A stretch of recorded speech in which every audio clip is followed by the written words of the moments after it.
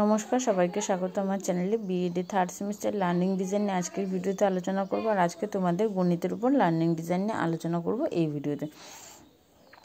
দেখো, প্রত্যেকটা সাবজেক্টের উপর আলাদা আলাদা করে লার্নিং ডিজাইন আপলোড করা আছে। তোমরা সকলকেই বলবো তোমাদের প্লেলিস্ট চেক করে দেখে নেবে, সেখান থেকে 1-2 করে নাম্বারিং করা আছে। এবং তোমরা তোমাদের বন্ধুদের সাথেও চ্যানেলটি শেয়ার করে নিও, এবং চ্যানেলটিতে নতুন থাকলে একটা সাবস্ক্রাইব করে দিও, আর ভিডিওটি ভালো লাগলে অবশ্যই একটা লাইক করে দিও। আজকে তোমাদের ক্লাস 10-এর উপর লার্নিং ডিজাইন নিয়ে আলোচনা করবো। আর একক হলো পিথাগোরাসের উপপাদ্য। এর অন্তর্গত উপ-একক দুটো, একটা হচ্ছে পিথাগোরাসের উপপাদ্য আর একটা পিথাগোরাসের উপপাদ্যের বিপরীত উপপাদ্য।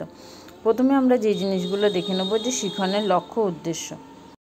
স্মরণ করা, পিথাগোরাসের উপপাদ্যের বিবৃতি, অর্থাৎ যে কোনো সমকোণী ত্রিভুজের অতিভুজের উপর অঙ্কিত বর্গক্ষেত্রের ক্ষেত্রফল অপর দুই বাহুর উপর অঙ্কিত বর্গক্ষেত্রের ক্ষেত্রফলের যোগফলের সমান বলতে পারবে।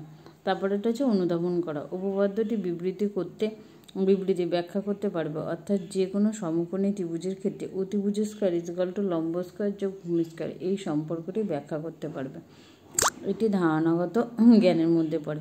উপপাদ্যটির প্রমাণের প্রত্যেকটি ধাপ ব্যাখ্যা করতে পারবে, উপপাদ্যটি প্রমাণ করতে পারবে। এটি পদ্ধতিগত জ্ঞানের মধ্যে পড়ে।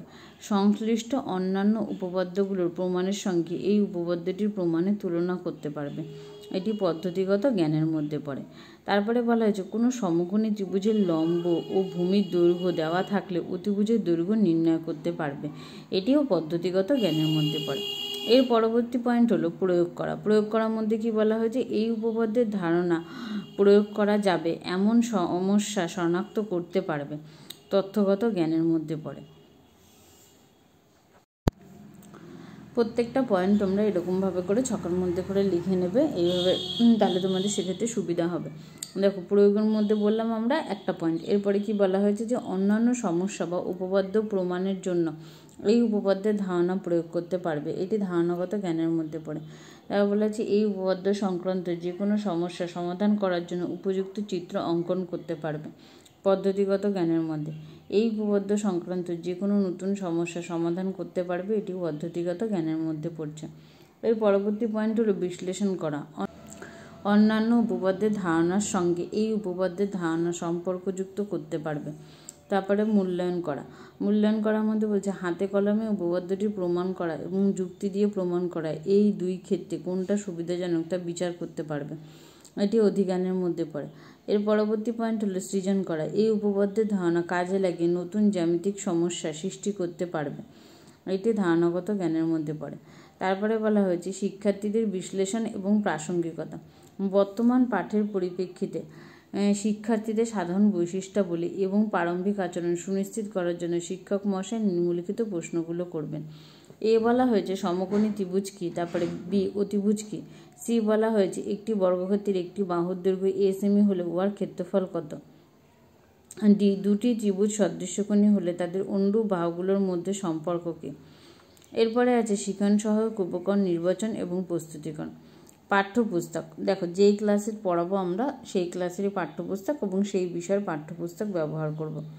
তারপরে আছে পাঠ সহায়ক উপাদান।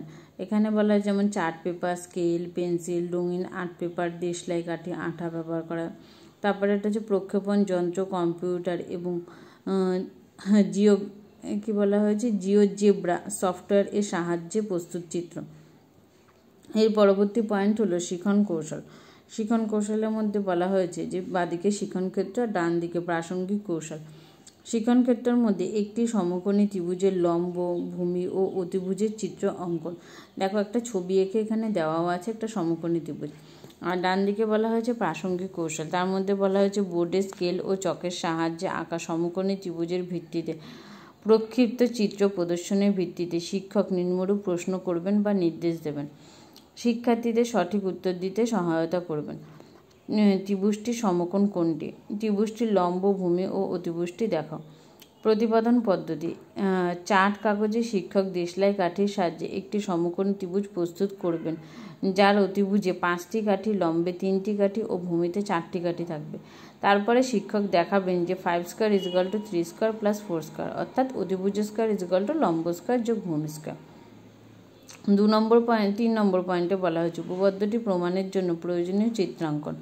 এখানে দেখো একটা চিত্র অঙ্কন করা হয়েছে আর বিশ্লেষণ পদ্ধতিতে বলা হয়েছে প্রশ্নোত্তরের মাধ্যমে শিক্ষার্থীদের সহায়তায় ত্রিভুজ এ বি সি সমকোণী ত্রিভুজের সমকোণ বি থেকে অতিভুজের উপর বিডি লম্ব অঙ্কন করা হবে। তারপরে 4 নম্বরে পয়েন্ট বলা হয়েছে উপপাদ্যটির প্রমাণ আর সংশ্লেষণ পদ্ধতি। ত্রিভুজ সংক্রান্ত একটি উপপাদ্য ব্যবহার করা হবে। যে কোনো সমকোণী ত্রিভুজে সমকৌণিক বিন্দু থেকে অতিভুজের উপর লম্ব অঙ্কন করলে এই লম্বের উভয় পার্শ্বস্থিত ত্রিভুজদের সদৃশ্য এবং এই ত্রিভুজগুলির প্রত্যেকটি মূল ত্রিভুজের সঙ্গে সদৃশ্য বোর্ডের কাজের মাধ্যমে প্রমাণ করা হবে। 5 নম্বর বলা হয়েছে যে বিভিন্ন ক্ষেত্রে একটি সমকোণী ত্রিভুজের অতিভুজের দৈর্ঘ্য নির্ণয় করা। উদাহরণ হিসাবে দেখো ত্রিভুজ দেওয়া আছে সমকোণী ত্রিভুজ পি আর অতিভুজ, আর P R is equal two 13 centimetre, Q R is equal two 5 centimetre হলে পি কিউ সমান সমান কত হবে। তাহলে এটা শিক্ষক মহাশয় বার করে দেখাবেন যে এটা কত হচ্ছে বা শিক্ষার্থীদের করতে দেওয়া হবে। এরপরে বলা হয়েছে মূল্যায়নের নকশা। ওয়ার্কশিটকে যখন সম্পূর্ণ বিষয়টা পড়ানোর পর ছাত্রছাত্রীদের বাড়িতে করতে দেওয়া হবে তারা কতটা সেই বিষয়টি সম্পর্কে জ্ঞান অর্জন করলো। যে কোনো সমকোণী ত্রিভুজের লম্ব, ভূমি ও অতিভুজের মধ্যে সম্পর্কটি কী। তবে 2 নম্বর বলা হয়েছে একটি সমকোণী সমদ্বিবাহু ত্রিভুজের সমান বাহুদের প্রত্যেকটির দৈর্ঘ্য 4√2 সেমি হলে অতিভুজের দৈর্ঘ্য কত হবে।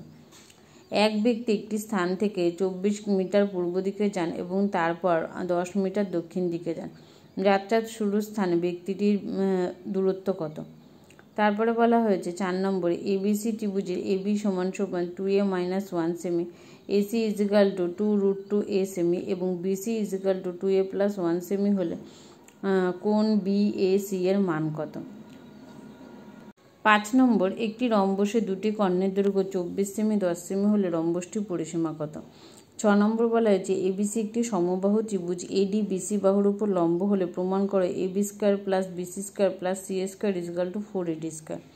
7 নম্বর বলা হয়েছে পি কিউ আর ত্রিভুজের কোণ পি কিউ আর সমান 90 ডিগ্রি, এম ও এন যথাক্রমে কিউ আর ও পি কিউ বাহুর উপর দুটি বিন্দু। প্রমাণ করো যে P M square plus R N square equal to P R square plus M N square. সংশোধনী পাঠের প্রয়োজনে শিক্ষার্থীদের দুর্বলতা নির্ণয়। মূল্যায়নের পরিপ্রেক্ষিতে শিক্ষার্থীদের যে সম্ভাব্য দুর্বলতাগুলো যাচাই করতে হবে সেগুলি হলো: এ সঠিকভাবে অঙ্কনের দুর্বলতা, বি সঠিক যুক্তি প্রয়োগের দুর্বলতা, সি প্রয়োজনীয় চিত্রাঙ্কনের দুর্বলতা।